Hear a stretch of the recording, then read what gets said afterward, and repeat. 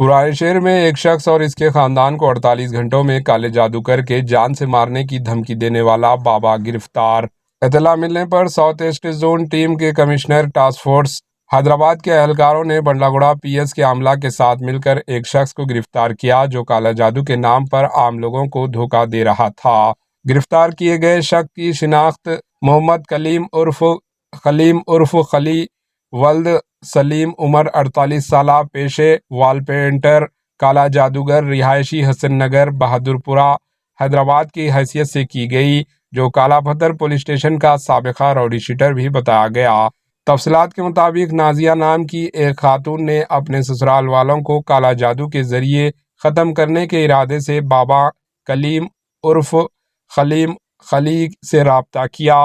इत्तला मिलते ही नाजिया के ससुराल वालों ने बाबा कलीम के खिलाफ बंडलागुड़ा पुलिस स्टेशन में शिकायत दर्ज करवाई, जिस पर पुलिस ने इसे जेल भेज दिया।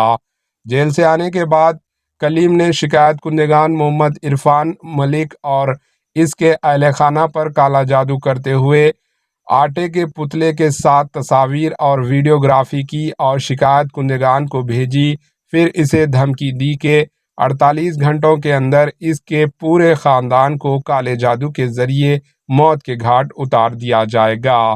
पुलिस ने इरफान मलिक की शिकायत पर बाबा कलीम उर्फ खली को दोबारा गिरफ्तार करके जेल भेज दिया। पुलिस ने बाबा कलीम उर्फ खली के कब्जे से काला जादू करने की अगरबत्तियाँ, कुमकुम, हल्दी पाउडर, गंदम, आटे के गुड़िया, लीमू, काली तेल, लौंग, कपूर वगैरह और एक मोटरोला मोबाइल फ़ोन भी जब्त कर लिया गया है। ऐसे झूठे बाबाओं की चक्कर से ना आए और इनके जंगल से बचे। Bureau report, AHN news. AHN news को लाइक करें, शेयर करें और सब्सक्राइब करना ना भूलें।